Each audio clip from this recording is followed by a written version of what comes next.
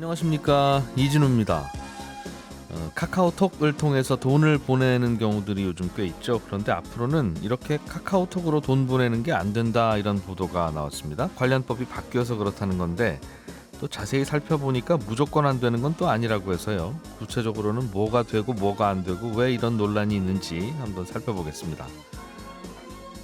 태국의 라면 업체들이 라면 가격을 올리기 위해서 정부를 찾아갔답니다. 이 소식도 전해드릴 거고요. 그리고 대형마트가 일반 프랜차이즈 치킨의 4분의 1 가격인 5,000원대 치킨까지 내놓고 있다는 소식, 그리고 그 배경도 좀 들어보겠습니다.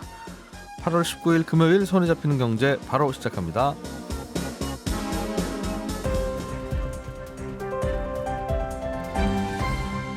이진우의 손에 잡히는 경제. 예, 오늘도 경제 뉴스를 깔끔하게 정리해드리는 시간 시작해보죠. 박세훈 작가, 남국민 경제뉴스 큐레이터, 그리고 휴가 간 금요일의 목소리 안승찬 기자를 대신해서 한국경제신문의 이슬기 기자가 하루 더 나오셨습니다. 어서 오세요. 네, 안녕하세요. 자, 오늘 준비한 소식을 듣기 전에 이슬기 기자님, 어제 서울우유가 원유 가격, 즉 우유를 농민들로부터 사들이는 가격을 독자적으로 인상했고, 이것 때문에 정부가 추진하고 있는 용도별 가격 차등제, 이게 좀 흐지부지 될 수 있다, 이런 소식을 전해주셨는데 업데이트된 내용이 좀 있는 모양이에요. 네, 그렇습니다. 일단 용도별 가격 차등제, 이거 기억하시는 분들도 계실 텐데, 네. 그 우유가 이제 마시는 우유도 있고 뭐 치즈 만드는 우유도 있는데 이게 품질이 굉장히 까다롭다 보니까 마시는 우유는 좀 좋은 거 쓰고 치즈 만드는 우유는 좀 덜 좋은 거 쓰고 막 이런 식으로 해서 네. 가격을 다 다르게 두거든요. 근데 이제 정부가 이거를 도입을 하려고 했는데 이제 서울우유가 독자적으로 인상을 하니까 그럼 서울우유를 제외하고 이 용도별 가격 차등 가격제를 도입을 하겠다고 한 겁니다.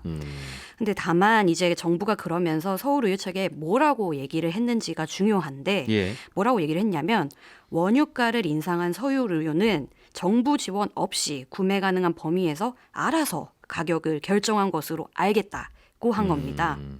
쉽게 말해서 그래, 서울우유 마음대로 해. 대신에 앞으로 정부 지원은 없는 거 알지? 라는 겁니다.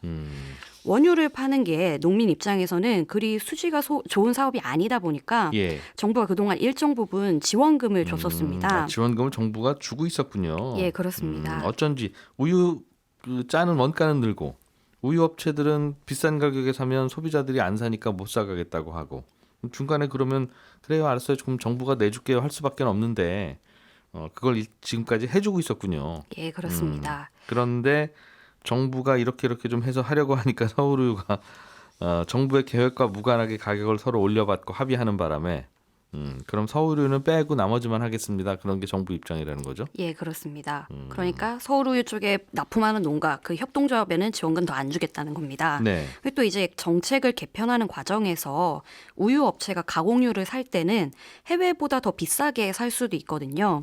이 경우에도 정부가 뭐 매일유업이나 뭐 남양유업이나 이런 우유 업체에 지원금을 줄 수가 있는데, 네. 서울우유는 앞으로 이 지원금 못 받는다는 겁니다. 서울우유는 그 낙농가도 서울우유 협동조합 안에 들어가 있고, 예. 우유 만들어 파는 공장도 그 조합이 같이 운영하다 보니까 보통 우유 회사는 낙농가 따로, 우유 회사 따로인데 서울우유는 같은 그냥 그 가족끼리, 어제도 잠깐 말씀드렸지만 아버지가 소 기르고 아들이 우유 짜서 파는 이제 그런 회사라고 알려주셨는데, 결국은 서울우유에는 정부 지원금 안 간다, 그 말이군요. 예, 그렇습니다. 근데 어제 정부가 발표한 내용이 좀 센데 예. 뭐라고 했냐면, 정부가 추진하는 제도를 따를 곳도 있을 것이고 아닐 곳도 있을 것인데 두 가지 방식을 서로 이제 경쟁하게 될 것이다라고 네. 했습니다. 그러니까 지원금을 받는 쪽이 유리할지 아니면 원유가를 올려받는 쪽이 유리할지 한번 지켜보자는 거죠. 그러니까 뭐 서울우유가 그렇게 나온다고? 그래, 한번 해봐라고 팔짱을 끼고 있는 겁니다. 네. 그럼 결국 어떻게 될 것 같으냐가 이게 중요한데, 앞으로 네. 그럼 많은 분들이 어떻게 보냐면 결국 서울우유가 다시 협상장에 나오지 않겠느냐라고 보고 있습니다. 왜냐하면 농민 입장에서는 지원금이 굉장히 중요하거든요. 예. 또 정부 입장에서도 재협상에 나설 유인이 있는 게 농촌 지역구 국회의원들한테 이 농민들의 표가 정말 절대적입니다. 예. 그래서 서울우유 측이 정부의 차등 가격제 안을 받으면서 동시에 지원금을 조금 더 올려받는 쪽으로 협상이 진행될 것으로 예상되고 있습니다. 그렇군요. 아, 그러니까 서울우유는 사실상 낙농가 쪽 입김이 좀 강한 이제 그런 별도의 우유 회사인데 그동안 낙농가에서 정부가 차등 가격제 합시다. 치즈용과 마시는 우유는 따로따로 가격을 이중 가격으로 운영업 좀 싸게 사겠습니다. 이제 그 얘기를 싫어했군요, 그동안. 그렇습니다. 그래서 서울우유가 그 낙농가의 입장을 반영해서 저희는 낙농가한테 비싸게 주고라도 사오겠습니다 했더니 정부가 그럼 알아서들 해보세요라고 한 그런 재협상은 될 것 같다. 예. 알겠습니다. 다른 소식도 하나 좀 전해주시죠. 앞으로 카카오톡으로 송금을 할 수 없게 된다 이런 보도가 있던데. 예, 그런데 사실 이게 보도가 조금 자극적으로 나간 부분이 있습니다. 예. 그래서 정확히 얘기를 하면은 카톡을 포함해서 핀테크를 통해서 돈을 주고 받을 때는 실명 계좌를 꼭 연결해서 써라는 겁니다. 예, 카카오톡의 경우에는 카카오톡 계정에 자기 계좌를 연결해서 직접 돈을 충전해서 쓰는 분들도 계시지만 네. 계좌 연결을 안 하고 카카오톡 계정에 남이 충전한 충전금을 송금 받아서 그 받은 충전금 안에서만 쓰는 분들도 계시거든요. 특히 이제 학생들이 부모님한테 용돈을 이 충전금으로 많이 타서 쓴다고 합니다. 네. 그런데 이게 사실 실명 계좌랑 연결하지 않고 송금을 한다는 건 지금 엄밀히 말해서 법 안에서 이루어지고 있는 건 아닙니다. 이게 원래 안 되거든요. 그런데 이게 가능했던 게 전자금융거래법이 14년 전에 만들어져 갖고 네. 이게 옛날 법이다 보니까 핀테크 업체 실상을 반영을 하지 못하고 있어서 그렇습니다. 법망이 설거운 상황에서 카카오가 이제 간편 송금 서비스를 하고 있는 거죠. 네. 근데 이제 지금 와서 이제 정부가 보니까 이거는 실명 확인도 안 하고 돈이 왔다 갔다 한다. 그러면 이제 대포 통장 같은 걸로도 이용될 수 있겠다라면서 법을 바꿔야겠다라고 한 거죠. 네. 그렇게 이제 법이 바뀌면 당장 실명 계좌를 연결하지 않아도 쓸 수 있었던 이 송금하기 서비스는 쓸 수 없게 되는 겁니다. 우리나라에서 송금은 은행 계좌 또는 뭐 꼭 은행은 아니라도 됩니다만 정부가 인정한 금융회사 계좌들끼리만 왔다 갔다 하도록 하는 게 원칙인데 그리고 서로 실명 확인하고 지금까지 카카오톡 같은 핀테크 회사들은 그냥 아이디별로 하나씩 돈주머니를 나눠주고 여기에 충전했다가 뭐 다른 데 보내는 것도 할 수 있습니다. 이런 식으로 서비스를 해왔다는 거군요. 그렇습니다. 그러니까 그 각자의 돈주머니도 실명 확인을 해서 은행 계좌 같은 공인을 받아라. 뭐 그거는 정부가 할 수 있는 얘기 같은데 만약에 근데 그걸 안 받고 그래서 송금이 안 되고 하는 일도 벌어질 수 있나요? 안 받고 송금이 안 돼. 예, 그러니까 뭐 앞으로 그럼 하면 되는 것 같은데 혹시 걱정되는 부분이 있는가 하는 예. 궁금합니다. 이게 카카오페이 쪽에서는 예. 실명 계좌를 연결한 계정은 문제가 없을 것 같다. 네. 다만 이제 계좌를 연결하지 않은 이용자만 문제가 될 것 같다라고 얘기를 하고 있는데요. 이 계좌 연결이 안 된 이용자가 그럼 앞으로 계좌 연결을 하면 정말 네. 좋겠지만 예. 비대면 계좌 개설이 어려운 청소년이라든지 아니면 계좌가 압류당한 금융 취약계층은 이게 어렵잖아요. 네. 지금으로선 이분들을 포용할 수 있는 라이센스를 카카오페이나 토스 같은 간편 송금업자가 추가로 따야 합니다. 금융당국한테 예. 그게 뭐냐면 이제 자금이체업 라이센스라는 건데요. 지금 카카오페이나 토스는 자금이체업 라이센스가 아니라 선불전자지급업자, 선불업자 자격으로 송금을 하고 있습니다. 이 선불업자는 당국에 신고만 하면은 영업을 할 수가 있는데 네. 자금이체업 라이센스는 금융당국의 허가를 추가로 받아야 합니다. 그러니까 선불업자 같은 경우는 백화점 상품권처럼 그냥 그 상품권 파는 건 가능하다 그 말이군요. 예, 그렇습니다. 예를 들면 L 백화점 상품권에 30만 원짜리가 내가 있으면 이것 중에 한 15만 원은 내가 예를 들면 박세훈 작가님한테 보내고 싶은데라고 하면 그냥 보내지고 있다 지금. 예, 그 상품권 소유주가 누군지는 확인도 안 되고. 예, 그렇습니다. 그렇군요. 근데 이제 카카오페이나 토스 같은 경우에 이 허가 받는 것 자체가 그렇게 어렵진 않다고 합니다. 네. 그래서 이제 허가가 나올 때까지 잠시 계좌 연결을 안 하신 분한테 한정해 서비스는 중단이 될 수 있지만 네. 영원히 중단되는 일은 아마 없지 않겠느냐라는 생각이 일단 대체적인데요. 네. 그리고 또 생각을 해야 할 게 지금 논의되고 있는 이 정금법 개정안이라는 게 정확한 안이 나온 상태도 아닙니다. 이 법이 2년 동안 국회에 계류가 되면서 아주 여러 방안이 논의 중인 상황이거든요. 그래서 이제 카카오페이나 토스가 앞으로 정확히 어떤 과정을 거쳐야 하는지도 딱 결정이 난 상황이 아니냐는 겁니다. 그러니까 실명 계좌를 꼭 연결해서 쓰라는 것도 아직 통과된 법은 아니라는 뜻입니까? 자금이체업을 통해서 이거를 포용을 할지 여부가 결정이 되지 않았다는 거죠. 그러니까 돈주머니에도 실명 확인을 받으라는 건 이제는 빼도 박도 못하는 그 규제인데 예. 이걸 어떻게 풀어야 할지에 대한 세부 내용은 아직 안 결정된 거다 법이. 그렇습니다. 자금이 취업으로 할 건지 그 상위법을 만들 건지 뭐 그런 건데요. 네. 그래서 금융당국도 어제 설명 자료에서 자금이체법을 포함해서 다각적으로 검토 중이라고 밝혀서 어떻게 될지는 앞으로 지켜봐야 할 것 같습니다. 큰 그림으로 보면 그동안에는 은행들만 하던 서비스를 핀테크라는 이유로 이른바 스타트업이 혹은 뭐 벤처기업이 IT 기업이 하라고 부추기고 응원하고 뒤에서 밀어주는 게 그동안의 정부의 입장이었잖아요. 약간 법망을 좀 피해가는 거 있어도 괜찮아. 당신들은 열심히 해도 돼. 꿈나무니까. 이런 식으로 하다 보니 이제 기존 금융회사들, 은행 카드 뭐 이런 회사들이 왜 저 친구들만 이뻐하느냐. 예. 그렇게 반발도 하고 그랬는데 슬슬 그런 차별이 이제 안 둔다. 그런 얘기군요. 예, 그렇습니다. 막내도 이제 식탁에 올라와서 딱 바른 자세로 밥 먹도록 하자. 그런 얘기예요. 그죠? 예. 지금까지는 그냥 소파에서 먹든 뭘 어떻게 하든 귀여워했는데. 박 작가님. 네. 태국의 라면 업체들이 자기들이 네. 파는 라면의 가격을 올려달라고 정부한테 청원을 했다던데. 네.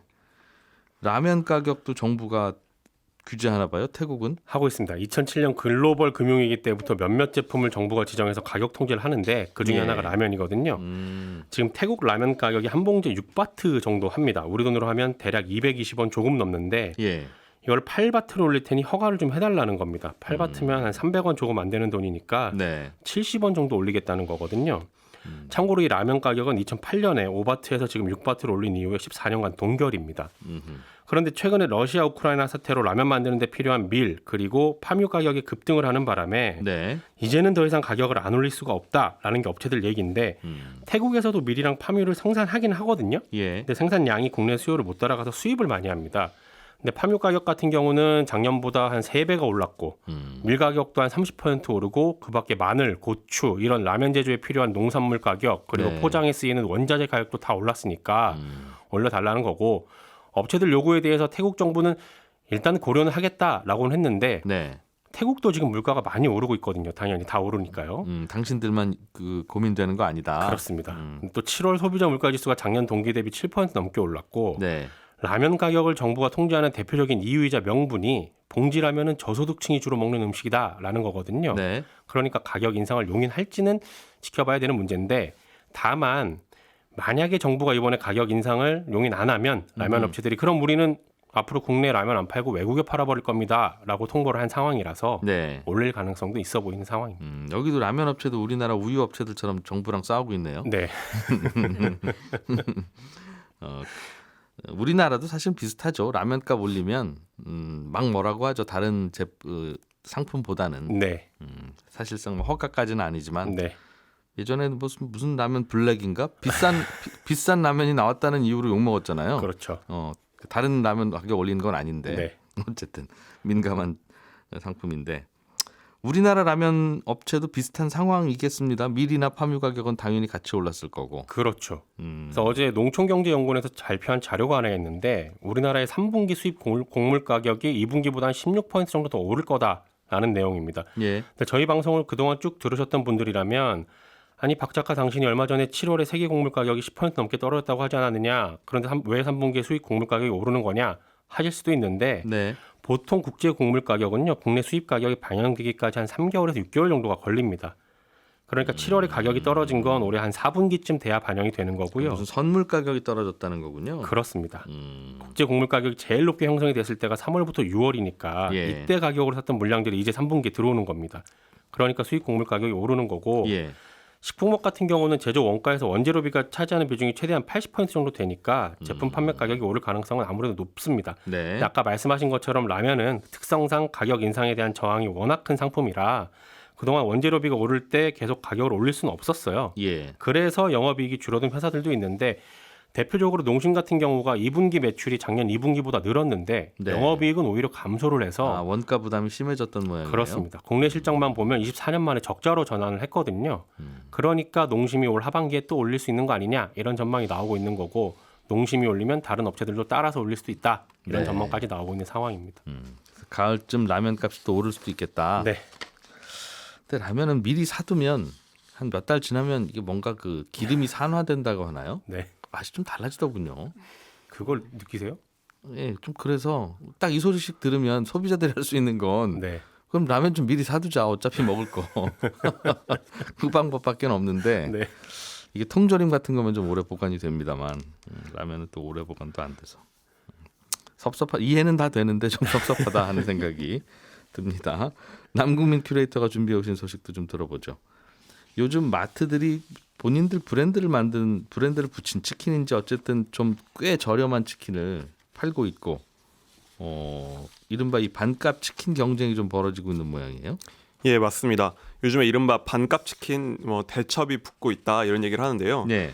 1위 마트 업체인 이마트가 어제부터 자체 조리한 후라이드 치킨을 마리당 5,980원에 팔기 시작했어요. 지금까지는 9,980원에 팔던 제품인데 거의 반값에 가까운 가격으로 확 낮춘 거죠. 네. 그래서 이게 이 5,980원이라는 가격이 앞서 돌풍을 일으킨 홈플러스의 당당 치킨보다 딱 10원 쌉니다. 그러니까 구호가 우리가 제일 싸다는 거죠. 예. 그러니까 이마트가 나서서 우리가 홈플러스보다 싼 치킨을 판다면서 이 대전에 뛰어든 겁니다. 네. 그러니까 일단은 일주일 동안 6만 마리만 팔기로 했는데요. 이마트까지 뛰어들면서 3대 마트인 이마트, 홈플러스, 롯데마트가 벌이는 경쟁이 더 치열해질 것 같습니다. 이게 일주일만 팔고 그냥 끝내는 겁니까? 이게 단발성으로 끝나지는 않을 것 같은 분위기예요. 그러니까 반값 치킨 열풍을 이끈 홈플러스는 예. 이번에 이렇게 반값으로 파는 치킨의 종류를 2개 더 늘렸거든요. 그러니까 후라이드 양념만 있었는데 네. 여기다가 새로운 메뉴 2가지를 추가했습니다. 그러니까 이전까지는 그냥 2가지 간단한 구성만 있었는데 확 네. 늘린 거죠. 예. 이게 일반 치킨 프랜차이즈처럼 메뉴를 다양화하면서 본격화했다, 이 판매를. 판을 한번 키워보겠다는 거죠. 그러다 보니까 이마트도 일단 행사 기간은 일주일이지만 이렇게 판을 벌린 상황에서 별다른 이유 없이 판매를 중단할 가능성은 낮아 보입니다. 이게 뭐 손해 보고 파는 건지 아니면 남기는 건지는 잘 모르겠습니다만 크게 남지는 않을 가격인 것 같은데 네. 마트들은 치킨에서 안 남기더라도 이거 사러 오신 분들이 다른 거 뭐라도 사 갖고 가지 않겠느냐. 예, 맞습니다. 그러면 치킨에서 꼭 남기지 않아도 된다. 이런 생각일 수 있겠어요. 예. 홈플러스들이 근데 예전에 또 비슷한 치킨 싸게 팔았다가 그때는 그럼 동네 치킨집은 어쩌란 말이냐, 왜 대기업이 치킨 장사까지 하느냐, 이런 반발이 좀 있었던 걸로 기억하는데. 예. 그래서 마트 업계에서는 이게 한 10년 넘게 금기 같은 일이 됐는데 예. 분위기가 확 바뀐 게 당당 치킨의 성공이 이제 큰 요인이 된 것 같아요. 이 치킨이 나온 게 6월 30일이니까 지금 한 달 좀 넘었거든요. 네. 그런데 지금 반응이 굉장히 좋고 판매량을 오히려 메뉴를 늘릴 정도로 순항하고 있잖아요. 2010년에 그 통큰 치킨 사태를 다시 한번 기억해 보면은 네. 당시에 롯데마트가 5,000원에 팔아서 엄청난 인기를 끌었어요. 네. 이때도 치킨이 한 15,000원 이 정도 할 때였거든요. 근데 당시에 이게 소상공인 죽이게 한다. 그래서 소상공인들도 반대하려고 정치권까지 뛰어들고 예. 해가지고 일주일 만에 접었습니다. 당시에 그랬었죠. 그렇죠. 예. 지금도 보면은 홈플러스나 이마트에 비하면 상대적으로 좀 롯데마트가 적극적인 판촉이 좀 덜하다는 평가도 있고 소비자들 사이에서 그때 싼 치킨 팔다가 욕 먹은 기억이 아직도 있어서. 아직까지는 좀 그게 기억에 남을 수도 있고 가격이 8,800원이어서 예. 상대적으로 그런데 당시에 통큰 치킨 논란이 있었을 때도 야, 소비자는 그럼 좀 싼 치킨 먹으러 그 엘마트 가서 사 먹을 수도 있지. 네. 동네 치킨집 사장님이 부유한 분인지 그 통큰 치킨 사러 오는 소비자가 부유한 사람인지 어떻게 아느냐. 그런 논란도 있었는데 아무튼 동네 치킨은 보호해야 돼. 이제 그 당시에는 그렇게 결론 내렸던 거였어요. 맞습니다. 당시엔 여론전이 이제 그쪽으로 기운 거고 정치권도 가세를 했었는데요. 예. 이번에는 좀 분위기가 다른 게 홈플러스가 한 달 넘게 하면서 이제 이거 시장에서 안착을 할 수 있겠다 판단이 나온 거죠. 예. 이게 구도가 다른 업계에서도 보면 약간 후발주자인 업체가 좀 공격적인 프로모션이나 상품을 내놓고 예. 여론이나 시장 분위기를 본 다음에 선두 업체가 뛰어들면서 그게 딱 안착하는 구도가 많거든요.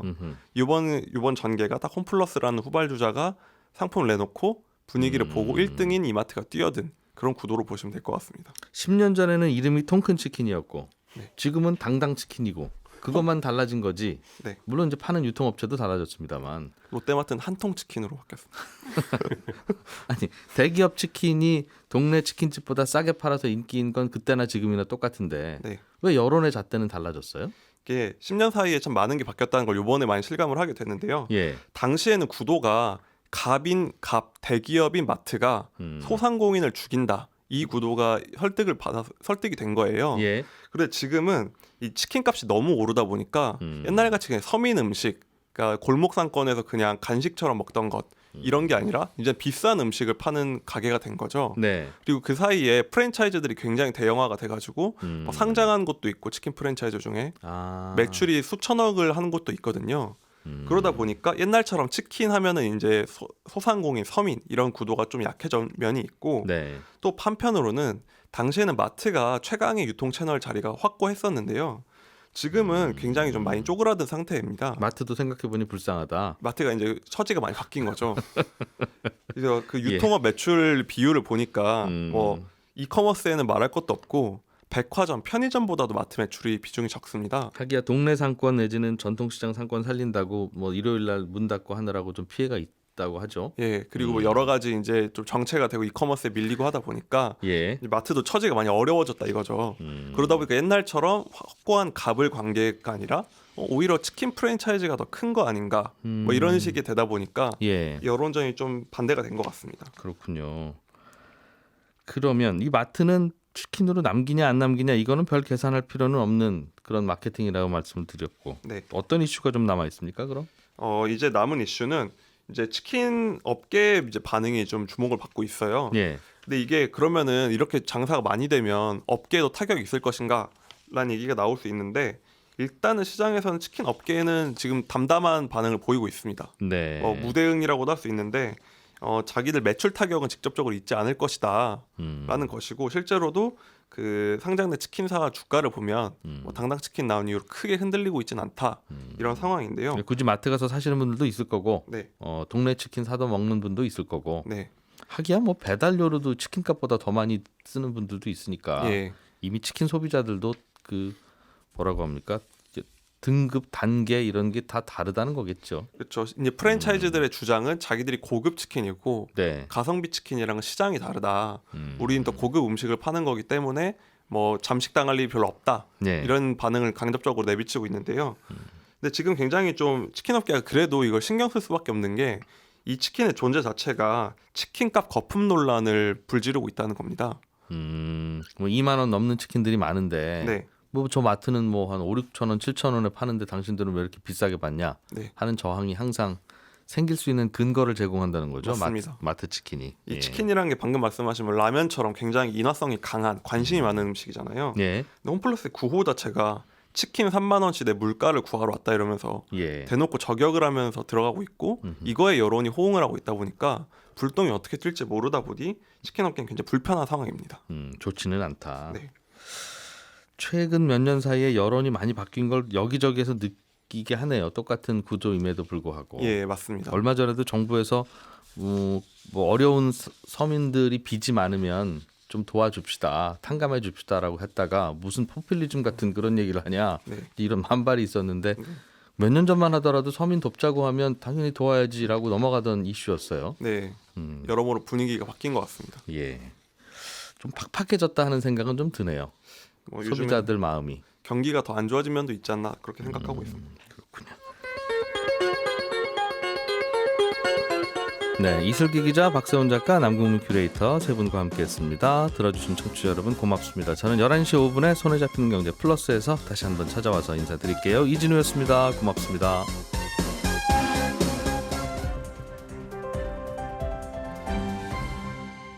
경제를 생각하는 사람들의 즐거운 습관. 이진우의 손에 잡히는 경제.